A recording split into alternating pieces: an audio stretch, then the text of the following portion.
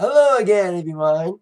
Zack Attack is here with my UFC 205 review for Saturday night, November 12th, 2016, going into early Sunday morning, November 13th of 2016, with UFC finally making its full-on New York City debut, where it's returned to New York, since New York finally legalized MMA this year, being the last state to do so, taking place for the first time, at least their debut, at MSG, Madison Square Garden, the world's most famous arena. Before I get to my thoughts on this PPV, I have made a video in a couple weeks. I've been on vacation. I am back. Came back a little early. Supposed to be gone for 3 weeks, but instead 2. I had to come back for a last-minute gig for a long-time customer. So along with this UFC, I haven't made a review of UFC at all since about August or September. And that was when McGregor last fought against Nate Diaz and got revenge after losing the first fight to Diaz. And UFC 205, for being hyped up, had some little hiccups with a couple fights being bumped off. A fight we scheduled for UFC 206, and a fight between Cerrone and Galvin Gastelum being bumped off just a few hours before the fight, being bumped off after Gastelum failed to make weight, and now being banned from welterweight fights after Dana White was mad about him missing weight. So we were supposed to have 6 fights in the main card, ended up being 5, including 3 big title fights. So overall, the pay-per-view, the title fights made the pay-per-view. The 3 title fights were the best fights of the night. The 2 matches that involved former champions to open up the main card were okay. And both, spoiler that already, both former champions went down, including one former champion retiring after their fight. And as you see in subtitle, yeah, about who retired. And you also see by the subtitle that, yep, we have, for the first time ever, an active 2-division champion. We've seen 2-division champions before, but never before has one UFC fighter held 2 division titles at the same time. And that's what exactly what happened tonight. So with the strength of the 3 decent title fights, this pay-per-view gets about 7.0. So a little bit too most of the hype, especially the main event. So let's get on to my thoughts on the main card. In the women's middleweight division, we had Miesha Tate in her first fight since losing, shockingly, to Amanda Nunes at UFC 200, taking on Raquel Pennington, the Ultimate Fighter winner. Oh, she's the same age as me. And she's an open lesbian. That's cool. You know. So this fight opened up, it was okay. You know, like decent action, not much excitement. One of my favorite phrases to use for UFC pay-per-views. Pennington looked stronger than Miesha Tate, and not knowing about the retirement, I was looking at Tate's performance. I was like, if she wants to get another shot against Amanda Nunes, or Wowsy if she ends up beating Nunes at UFC 207 on New Year's Eve weekend, this was not a good performance for Tate. You know, because she got pummeled in this fight, and she did not look good in this fight. Pennington was a lot stronger and more aggressive with the takedowns, the ground and pound, which led to the unanimous decision victory for Raquel Pennington. But then, as I mentioned, Miesha Tate retired after the fight. So, because I was ready to make my comments about Miesha Tate not looking good tonight, and I was like, not knowing if she was going to retire, and I was like, going to say, she did not prove that she deserved another title shot after that performance tonight. Ended up being her last fight. It's kind of sad she went out like the way she did.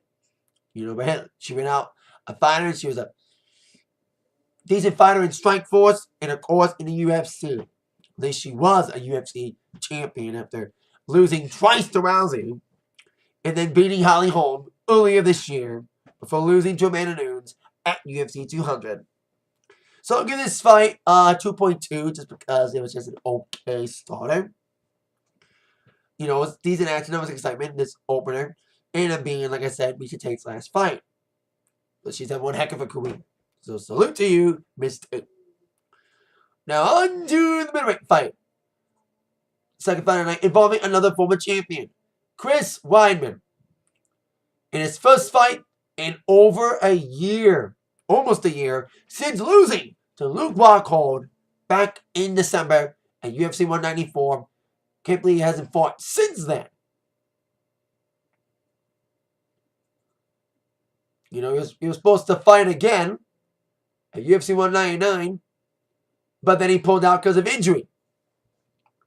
Thus, Bisbee got the shot, and as you all know, Bisbee is now the new middleweight champion, defeating Luke Rockhold. Bisbee successfully defended his title recently against Dan Henderson, getting a little bit of redemption after getting knocked out by Hendo at UFC 100 back in 2009. So Weidman was probably gunning for another shot against Mr. Bisbee because he was supposed to get a rematch, but then he got injured. So this was an opportunity to prove he had something another shot as he took on Yoel Romaro tonight. And like the Tate fight, Mr. Weidman did not look like he was ready for another shot at a championship against the new champion who was watching. The first 2 rounds, yeah, another decent action, not much excitement fight. With Yoel looking a little bit aggressive, some decent punching in there, but not much happening. And it was just kind of another, do you use another phrase I use on UFC reviews besides decent action? Fight like a lose fight. That's what it was for the first 2 rounds. A fight like a lose fight is when I describe a fight when 2 guys just dance around each other for 15 or 25 minutes and don't do shit. And that's what this fight kind of was for the first 2 rounds. A fight like a lose fight. Because both guys were in the top 5 ranked in the welterweight division, the middleweight division, should I say. And they both didn't want to lose. And I was like, de-rank these guys. By the time we had the 3rd round, I was like, these guys don't deserve a title shot in any way. You know, they're ranked, but they deserve to get unranked. That was until the ending. The ending made up for the okay first 2 rounds. A terrific jumping knee to the head in the early seconds of the 3rd round by Yoel Romaro knocked the hell out of Weidman, bleeding like a motherfucker, and ended up winning the fight in the 3rd round. The only fight besides the main to not go all 3 rounds or 5 rounds. Well, this one went all 3, but it ended in the 3rd. That went to the judges after 3. Like the other couple fights. Going to all 5. So, big shocking victory for Yoel. And he made his intentions known that he indeed wants the next shot against Bisbee after a successful defense against Hendo. And Bisbee was watching from the balcony, you know, from the press box. He flipped on Romaro as Romaro was talking trash in the ring. It was in the octagon. It was kind of interesting. He wasn't in the octagon with them. So there you go. 2.5. Give it an extra 5 for the exciting ending after the okay first 2 rounds. So Yoel just knocked out the former champion. Well, TKO, the former champion. Well, I mean, he was probably going to gun for another title shot. But now I think Romero will probably get the next shot since he just knocked out the former champion. Because I mentioned, Weidman was supposed to get a rematch against Rockhold until he got injured. And then Bisbee got in, and of course, as you know, now Bisbee's the champion. So I think Romero and Bisbee is in the works. And probably the winner will get Weidman once Weidman gets one more good win under his belt. Because he didn't look good tonight. You know, win or loss, he did not look good tonight. He didn't deserve another shot at Bisbee. He needs one more match and look good to get a shot. Now on to our 3 title fights. In the women's strawweight division, I always mispronounce the last name, so bear with me.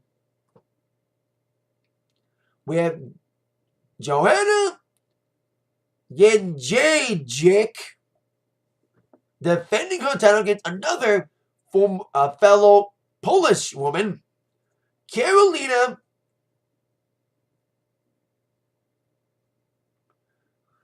Kowalkiewicz. Hope I got that name right. Polish names always mess me up. And I've seen a couple of Joanne's fights as a champion, and she is a vicious champ. But the challengers happen to bring the fight to Joanna. Joanna brings it harder. And that's exactly what happened with Karolina. Karolina, like all of Joanna's opponents, brought a good fight, especially in the fourth. The fourth round was probably her strongest against Joanna, looking really good. In a very decent fight. Probably some of the best action tonight, besides maybe the co-main and the main. But despite a great showing from Karolina, Joanna, like I said earlier, her opponents bring the fight to Joanna, but Joanna brings the fight even harder to her opponents and got the unanimous decision victory, retaining her championship in a hard-fought, decently exciting fight. I'll give this one a 3.0. It was like the first really good fight of the night after so-so first two fights. Very hard-fought victory for Joanna against her fellow Polisher, or Parisian, or whatever you call Polish people. There you go. Great victory for Joanna. And I'll give, like I said, I'll give Karolina again credit, especially in that fourth round. It was like her best round. But Joanna, I don't know who can beat Joanna in the strawweight division. You know, ever since I saw her win the title, I was like, wow, she's one tough beast. You know, she's a vicious fighter. She hits hard. And despite her opponents getting the best of her sometimes, but not too much of the best, because Joanna always comes out the victor. So who knows who will challenge her next, and who will ever beat Joanna. It's kind of like Rousey. You know, you didn't think Rousey was going to lose, and she ended up losing to Holly Holm. You know, all people get pushed off their perch sometimes, like Rousey did. Now, before I get to the co-main, I do want to comment a little bit about Rousey. Mentioned a little bit earlier, Rousey's returning on New Year's Eve weekend. It's interesting they're having a New Year's Eve pay-per-view on Friday the 30th, because New Year's Eve is on a Saturday, and they want to be directly on New Year's Eve. So they're on the Friday, and I think Rousey did not expect to, of all people to face in an instant rematch for the championship, I think the last person she'd expect to face would be Amanda Nunes, who shocked the world at UFC 200 because the women's featherweight title's been playing a game of hot potato for over a year.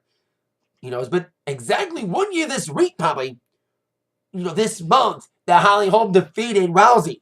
Then she lost to Tate in February. Then Tate lost to Nunes in July.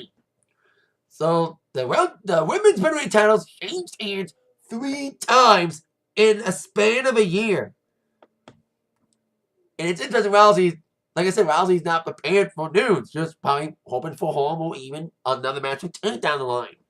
If Tate would have stayed, if Tate would have won against Nunes, maybe she would not retire tonight.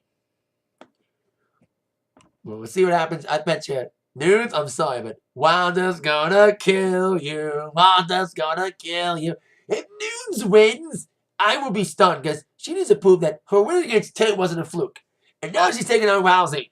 And they had a stare down at the press conference after the Rams. And Rousey did not speak. She hasn't done any much speaking ever since losing at home. It's probably still hurting her. But she's been gone for a year, and now she's ready to return in the summer. Now on to our co-main. In the welterweight division, the championship was on the line as Tyron Woodley, in his first defense, took on Stephen Wonderboy Thompson.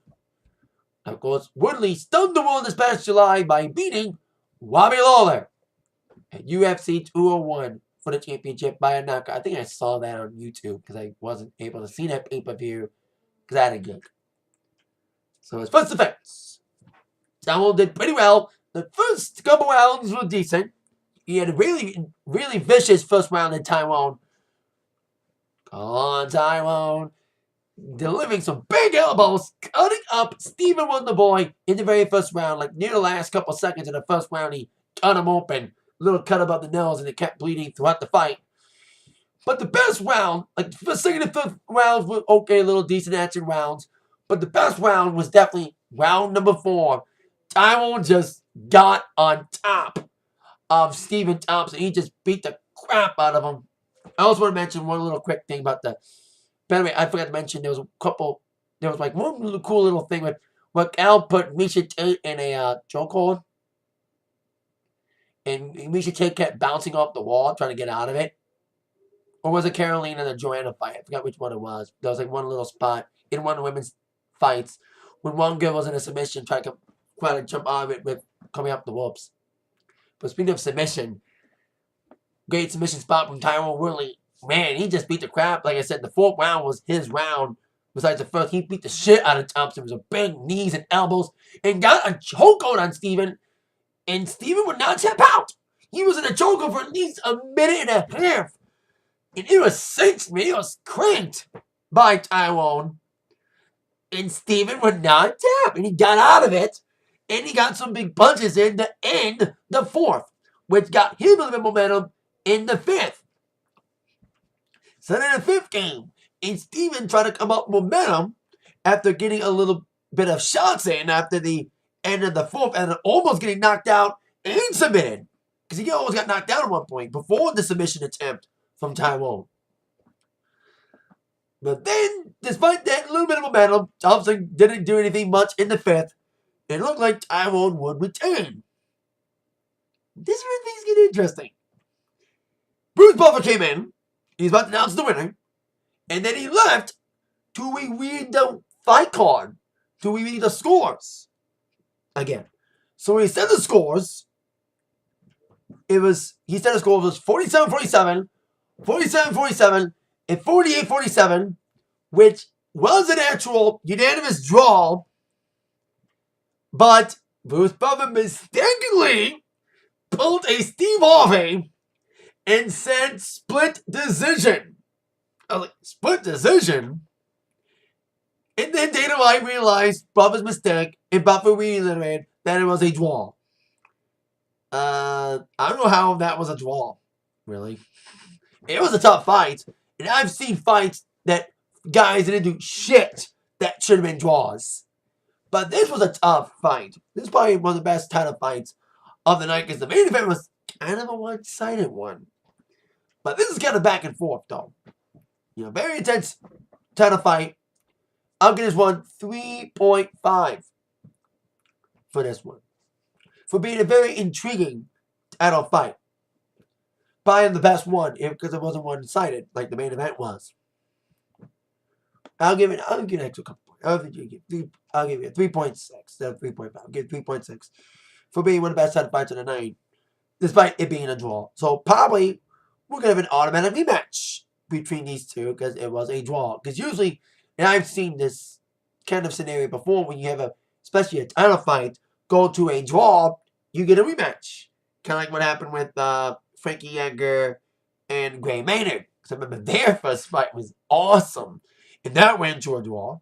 And then they had a rematch, which Edgar won. And Edgar was on the prelims, and he won against Jimmy Even Stevens in a decent prelim fight. I saw a couple prelims. I saw Khalib Nurmagomedov against Michael Johnson. Decent prelim along with Frankie Edgar. I missed the first two because I didn't watch it until I got the Buffalo Wild Wings. That's why I watched it. It was packed tonight because of UFC. In the U of M game, yeah, U of M lost. They choked. They blew it. Hopefully they didn't blow their playoff chances now with that loss today against Iowa. Anyway, bring on the trolling from the MSU and Ohio State fingers. I'm waiting for it. Go Blues still, but tough to be a Michigan fan today. On to our main event. For the UFC Lightweight Championship, Conor McGregor finally challenged for it against the champion, Eddie Alvarez.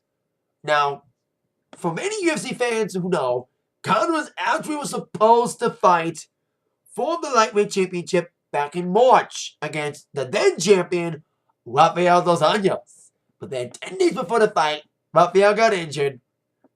Thus, Conor started his Nate Diaz saga. fighting Diaz twice in the welterweight division.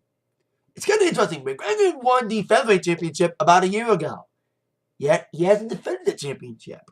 So after his 2 fights against Diaz, the first one he lost, then the second one he won in August, maybe people expected he would go back to featherweight division. In probably face off again against Jose Aldo, the guy he defeated in 15 seconds, and the man who is as of right now, the current UFC interim featherweight champion, defeating Frankie Edgar at UFC 200. But after McGregor was announced that he was going to challenge for the lightweight championship after all, following the original scheduled fight canceled in March, Aldo was not happy and threatened to leave the company. And unless I'm not mistaken, Aldo is still in the company, which will make things more interesting because of the results of tonight's main event, as you see by my subtitle. So, love or hate McGregor, a lot of people love to hate him because he's a cocky little bastard. He showed cockiness tonight, taking on Alvarez. And I like Alvarez because I've seen him in Bellator. Some great fights, especially his series of fights against Michael Chandler were amazing. And he defeated the lightweight champion earlier this year, beating Rafael dos Anjos in vicious fashion. I was like, wow. He beat him up bad. He destroyed him. Destroyed him. But he would get destroyed by McGregor. God. And he was outmatched tonight. It doesn't matter what weight class he's in. He was in featherweight division, or in this case, lightweight division. McGregor just outperformed Alvarez tonight. Love or hate him, he just destroyed Alvarez in that first one. He knocked him down twice. Some say 3 times, but I saw him knocked down twice. If he was knocked down a third time, Alvarez, I must have not seen it. Must have turned my head for a second. For a brief moment. When Alvarez got knocked down the third time, if there was a third time. So McGregor just outperformed him the first and in the second. And he knocked his ass out with a vicious punch. Got him down. TKO victory. And we have ourselves our first active 2-division champion at the same time. Conor McGregor, the notorious one. And his post-fight interview was entertaining yet again. His cockiness got the best of him. Even at one point, he had his hands behind his back. I think it was the second round. That was funny. That was funny. Showed his cockiness. He's cocky, but he kind of backs it up. Even though all the trollers, of course, he got beaten the first fight. And some people thought he lost the second fight against Diaz. Because Diaz beat his ass most of the fight. In a lot of haters' minds. But McGregor was standing tall to all the haters. Saying that everyone who hates me, I don't fucking apologize for anything. And where's my second bout? Because they gave him 1 bout. And then he got the second bout and started bragging. I'll give this one a 3.3 because it was kind of one-sided, but it was still an exciting fight. At least for McGregor's sake. He did well tonight. Love or hate him. He beat the shit out of Alvarez. Alvarez tried some shots in the second, but McGregor had an answer for him. He was taller, too. He was taller than Alvarez. It doesn't matter what division he's in. He just beats everybody up. He's like, I'm destroying everybody. I've criticized everybody. So, there you go. And we've seen people win championships in 2 divisions. And people may correct me here. But the last time I remember a guy who was a current champion in 1 weight class going for another championship in another weight class was BJ Penn, who was the lightweight champion, challenging GSP for the welterweight title back in 2009. I think it was UFC 94? I think that was it. Yeah, it was UFC 94.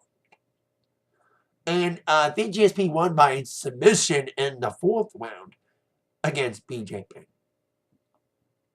And I remember the whole greasing controversy. Oh, it was TKO. Corner stoppage. It was a submission. I remember the grease thing. God, that GSP was squeezing. But I haven't seen a guy who's actively a champion of 2 divisions at the same time. With this poses a big question. What's next for McGregor? Is he going to defend the lightweight championship or go back to his home division, featherweight, because he hasn't really defended the championship. He's been having basically extracurricular activities outside of the featherweight division for years. But like I said, it's been 1 year since he beat Aldo for the featherweight championship. Yet for the last year, he's fought 3 fights in 2 different divisions. 2 fights in welterweight, and now, like I said, a lightweight fight, and he's a lightweight champion. So is he going to defend? So if he does decide to go back to featherweight, will he eventually fight Aldo again? Which is likely going to happen unless Aldo left the company. Because of the bullshit with them treating McGregor like he's the golden boy.